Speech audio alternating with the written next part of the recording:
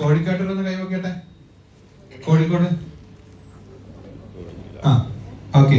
More power to you. മലപ്പുറക്കാരൊന്ന് കൈവക്കട്ടെ. Malappuram.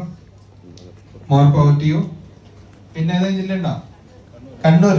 കണ്ണൂർക്കാർ കൈവക്കട്ടെ.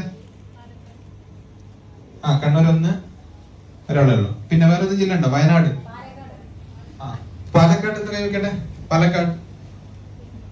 Okay, രണ്ടുപേര്. ഓക്കെ, തമിഴ്നാട്ടിൽ നിന്ന്. ഓക്കെ, ആ സഹോദരിക്ക് ഒരു കൈയ്യന്റെ അടുത്തല്ലേ. പേരെന്ന് പറയാമോ? സഹല. തമിഴ്നാട്ടിൽ നിന്നാണ് സഹല വന്നിരിക്കുന്നത്. More power to you. നമ്മുടെ ആന്തരികമായ നമ്മുടെ മനസ്സിന്റെ അകത്തളങ്ങളിലേക്ക് നമ്മളൊന്ന് നോക്കാം.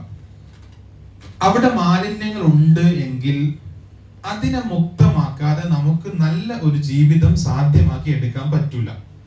അപ്പൊ നമ്മൾ തോന്നും, നമുക്കൊന്നും അങ്ങനെ ഉണ്ടാവില്ല, നമുക്കൊന്നും അങ്ങനെ മാലിന്യങ്ങളൊന്നും നമ്മൾ നിറയ്ക്കാറില്ല, നമ്മൾ പോസിറ്റീവായിട്ട് ചിന്തിക്കുന്ന ആളുകളാണ് എന്നൊക്കെ നമുക്ക് തോന്നുന്നത് യാഥാർത്ഥ്യമാണ്, ശരിയാണ്.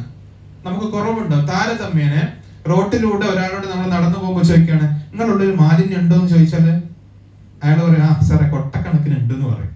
പക്ഷെ നിങ്ങളോട് ചോദിച്ചാലോ, സാറേ കുറെയൊക്കെ എന്ത് ചെയ്തിട്ടുണ്ട്, പോയിട്ടുണ്ട്, ഡിലീറ്റ് ചെയ്തിട്ടുണ്ട്, വ്യത്യാസമുണ്ട്. ഞങ്ങൾ ഇങ്ങനെ ഒരു ചങ്ങാതിന്റെ ക്ലാസ് ഇങ്ങനെ രാവിലെ ഇങ്ങനെ കേൾക്കാറുണ്ട്, അതിനെ കൊണ്ടൊക്കെ കുറെ മെച്ചമുണ്ട് എന്ന് പറയും. പക്ഷെ നമ്മളുടെ ഉള്ളിൽ കറുത്ത കരി പുരണ്ട രീതിയിൽ കിടക്കുന്ന മാലിന്യങ്ങൾ നമ്മുടെ ഉള്ളിലുണ്ട്. എനിക്ക് എപ്പോഴാ മനസ്സിലായെന്നറിയോ? എപ്പോഴാ മനസ്സിലായേ?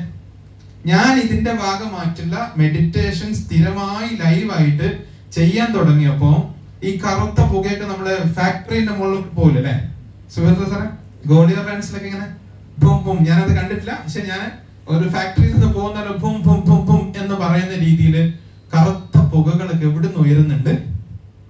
നമ്മുടെ മനസ്സിന്റെ ഉള്ളിൽ നിന്നും ഉയരുന്നുണ്ട്.